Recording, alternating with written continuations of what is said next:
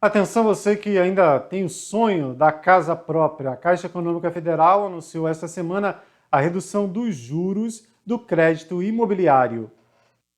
A Caixa Econômica vai reduzir as taxas de juros da casa própria em 0,4 ponto percentual na linha Poupança Caixa. A modalidade contará com taxas a partir de 2,95% ao ano, mais a remuneração da poupança. O prazo para pagamento será de 35 anos, com opção de carência de 6 meses para início do pagamento. A medida entra em vigor em 18 de outubro. Quando você tem um banco rentável, você tem um balanço muito forte e você tem um círculo virtuoso. Por causa disso, é que a gente consegue ser tão competitivo. Vocês vão manter o mercado brasileiro forte, o mercado que mais emprega, o mercado que simplesmente mexe com 97 setores da economia brasileira. A Caixa também comemorou a marca de 300 bilhões de reais contratados em financiamento habitacional desde janeiro de 2019. O Banco Público tem 67% de participação na oferta de crédito habitacional no país. Nos últimos 3 anos, cerca de 6 milhões de brasileiros realizaram o sonho da casa própria pela Caixa.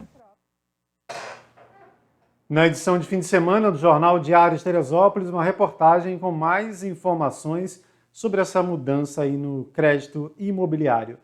Vamos voltar agora a falar dessas problemáticas do dia a dia de Teresópolis. Olha só o flagrante que recebemos lá no bairro da Tijuca, né? Calçada, aí o idoso vai na Secretaria de Saúde receber a vacina, né, a segunda dose, ou procurar qualquer outro tipo de atendimento médico lá na Secretaria de Saúde. Aí quando sai, tem que ficar driblando essa calçada caótica que é da própria secretaria, né? Detalhe, segundo a própria prefeitura, a responsabilidade da calçada é do seu proprietário, né? Aqui em frente à nossa sede, é de nossa responsabilidade a manutenção da calçada. Nem quando é em um prédio público pode ficar dessa maneira.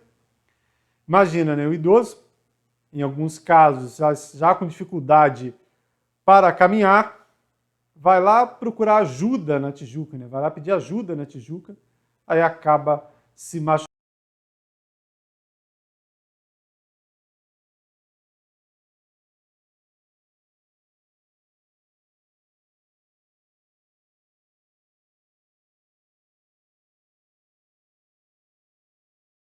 Pessoas dizendo que não vão consumir mais produto, mas sem procurar mais informações, mais detalhes sobre esse tipo de situação. O repórter Luiz Bandeira foi a campo para esclarecer esse caso. Nos últimos dias surgiram nas redes sociais publicações alarmantes que davam conta de que consumir peixes e crustáceos poderia ser bem perigoso, ainda que bem cozidos, por conta do surgimento de uma doença causada pela ingestão de uma toxina presente no pescado.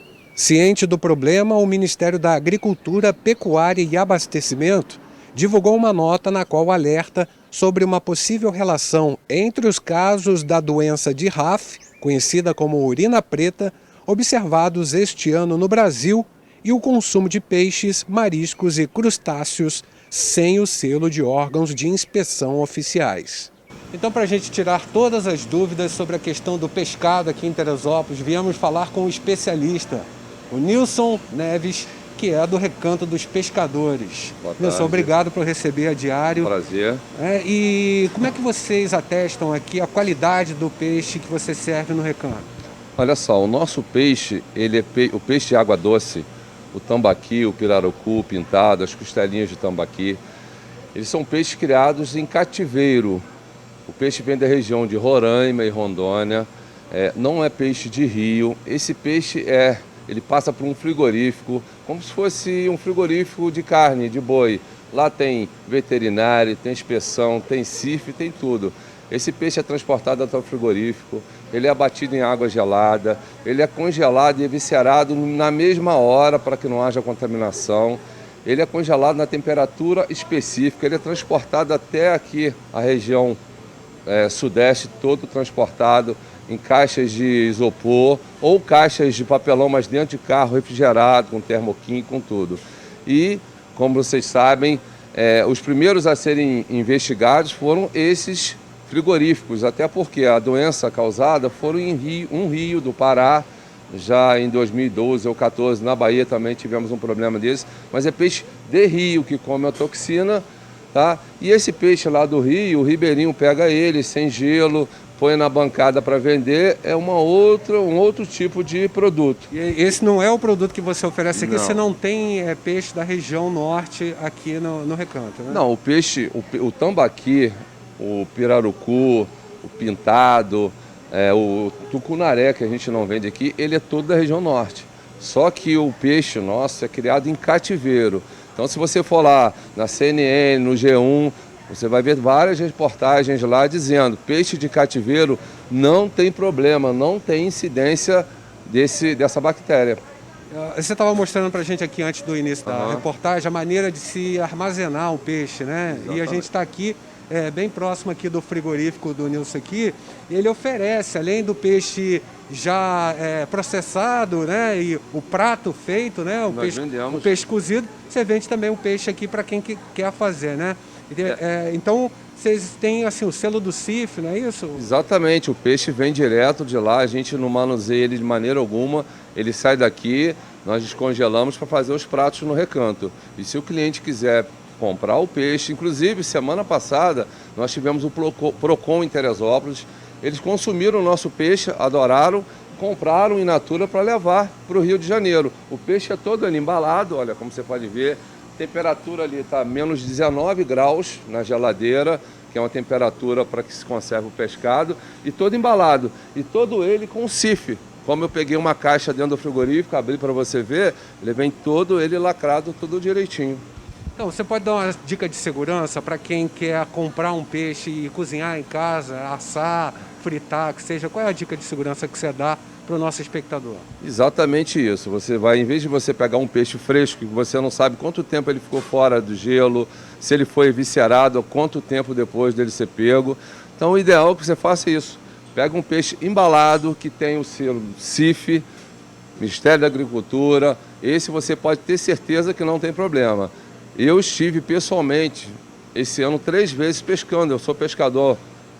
Eu gosto de pescar, pesca esportiva, né? Pesca e solte. Eu estive lá na região de Itacoatiara, que é no Pará. Então conheço bem aquilo ali.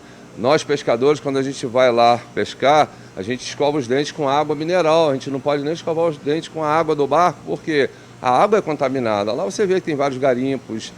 É uma água contaminada, entendeu? Então é diferente. Esse peixe aqui não, ele é criado em cativeiro. Você pode pesquisar lá. Peixe de cativeiro não tem problema nenhum à saúde. Ainda segundo o Ministério, os primeiros casos da doença de RAF surgiram no Brasil em 2008. Também foram registrados casos em 2016 e agora em 2021. A pasta alerta a população para, quando comprar um pescado, ficar atenta se há certificação. Luiz Bandeira, para Diário TV. Essa reportagem também pode ser vista na edição de fim de semana do Diário de Teresópolis. O FGTS completou 55 anos de existência e temos publicado aqui algumas reportagens especiais produzidas pela TV Brasil em relação ao assunto. Hoje, o tema é o saque, né? Você sabia que existem outras possibilidades para retirar o fundo de garantia, além daquelas que a gente já conhece, como a demissão, por exemplo? Tânia descobriu que tinha câncer de mama em 2016. Por causa da doença, ela conseguiu sacar o dinheiro do fundo de garantia. Foi mais para sobrevivência mesmo. A comida de cá, a alimentação, porque quando a gente está em tratamento, você tem que melhorar muito a sua alimentação, por causa da imunidade. O FGTS é a reserva financeira do trabalhador. Todo mês, o empregador deve depositar 8% do salário em uma conta vinculada ao empregado. Geralmente, esse valor é sacado quando há demissão sem justa causa ou aposentadoria, mas o fundo também pode ser retirado em outros casos. Entre eles estão câncer, AIDS ou doenças graves, como a esclerose múltipla, que é degenerativa e não tem cura. O saque também pode ser realizado caso algum dependente do contribuinte tenha essas enfermidades. Um trabalhador que trabalha 5 anos numa empresa, tá? E porventura a esposa dele venha a ser acometida do câncer, ele pode é autorizado ele sacar esse fundo para justamente tentar cobrir os gastos do tratamento. Nos últimos 20 anos, mais de 970 mil pessoas com câncer sacaram o FGTS, somando um valor de cerca de 5 bilhões e 780 milhões de reais. Já entre os trabalhadores com AIDS, quase 4 milhões fizeram o saque, totalizando cerca de 2 bilhões e meio de reais. Outra possibilidade de saque é para as pessoas com deficiência que queiram adquirir uma órtese ou prótese. Na última edição do Boletim Informativo, divulguei aqui algumas imagens de uma telespectadora mostrando a Praça Olímpica, elogiando a Praça Olímpica, a limpeza dela, né, atualmente, e coincidentemente, né, acabou circulando nas redes sociais, nesse mesmo período, uma imagem da nossa principal área de lazer, no centro da cidade, lá do final dos anos 50. E olha só que imagem legal, né, da Praça Olímpica. Lá no final dos anos 50, como eu comentei na edição anterior, a questão do paisagismo, né, essa importância para deixar um ambiente mais agradável e que a gente tem sentido falta na Praça Olímpica. Né? Aquele prédiozinho lá atrás, onde tem uma imobiliária, um restaurante, ainda continua por lá, mais ou menos com as mesmas características, mas faltam ali, né, olhando a imagem do outro lado, 2 prédios maiores aí que são comuns na praça, né, já são comuns da nossa... quando a gente olha a partir desse ângulo, né? E a praça é bem diferente, né? Não tinha quadra cercada e outros aí atrativos, mas bem legal, né? Que Praça Olímpica diferente, né? Da maneira que é cuidada do que a gente tem visto aí nos últimos anos, né? De repente vale a inspiração aí para dar mais um toque, né? Legal, a praça está limpa, né? Cuidada, mas de repente dá mais uma arrumadinha para lembrar aí os áureos tempos da Praça Olímpica Luiz de Camões na Várzea. Falando em praça, também na última edição do Boletim Informativos, mostramos aqui uma denúncia de moradores aqui do entorno, né, inclusive da sede do Jornal Diário, em relação a um apagão, um verdadeiro breu na Praça Governador Portela, atrás da prefeitura. Né? Dá para ver do gabinete do prefeito a pracinha, totalmente às escuras. E agora, aqui pouco antes da gente começar esse Boletim Informativo, a gente recebeu essas imagens. Olha só, adivinha? Felizmente, né, depois da denúncia publicada pelo Jornal Diário de Teresópolis, pela Diário TV, a Prefeitura acionou a Enel para fazer o conserto e restabelecer a energia nos pontos de iluminação da Praça Governador Portela. Segundo a Prefeitura, essa escuridão toda que mostramos aqui ocorre, né, porque houve um curto-circuito na instalação da Enel, lá naquela tempestade da semana passada, o que causou a falta de energia. Né? A justificativa da prefeitura, mas mais de uma semana aí a praça nessa escuridão, repetindo, bem atrás do Palácio Tereza Cristina. Né? Isso é para corrigir, queimou hoje, no outro dia já tem que ter equipe fazendo a manutenção. Né? Não dá para dizer que não ficou sabendo.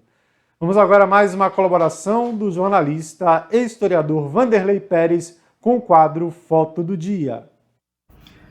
Semana em que falamos bastante sobre o dedo de Deus, uma boa imagem para o nosso quadro, nesta sexta-feira, é o dedo de Deus, pintado pelo artista plástico Eliseu Visconti, teresopolitano ilustre, que morou entre nós até 1944.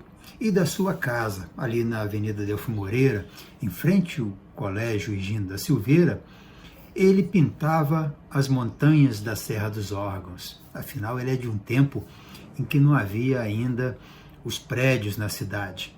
E os seus quadros sobre Teresópolis são muito interessantes, muito cultuados e de grande valor no mercado. O Eliseu Visconti, ele... além das montanhas em Teresópolis, ele pintou também o próprio Colégio Higino da Silveira, que ficava em frente à sua residência. E ele faz uma ilustração do colégio com o Getúlio Vargas, o presidente da República à época, ali conversando com as senhoras que levavam as crianças à escola. Um quadro muito interessante esse dele, mostrando o Eugênio da Silveira. Pintou também o pano de boca do Teatro Municipal. Bom, foi um artista espetacular e dos mais importantes para o seu tempo. E, para nós, foi um grande retratista de Teresópolis na primeira metade do século passado, deixando gravuras interessantes sobre os comportamentos das pessoas na cidade daquele tempo. Um bom registro, então, das montanhas de Teresópolis e do nosso Dedo de Deus, lembrando Eliseu Visconti, que também morou entre nós. É isso. Essas e outras notícias você também confere em nosso site netdiario.com.br. Se houver qualquer atualização antes da entrada de um novo boletim informativo, além da nossa página, você vê na barrinha de notícias da Diário TV e em nossas redes sociais, Instagram, Facebook e YouTube. E o recadinho de sempre, você que acompanha nossa programação aí pelo YouTube, não deixe de se inscrever em nosso canal. Até mais!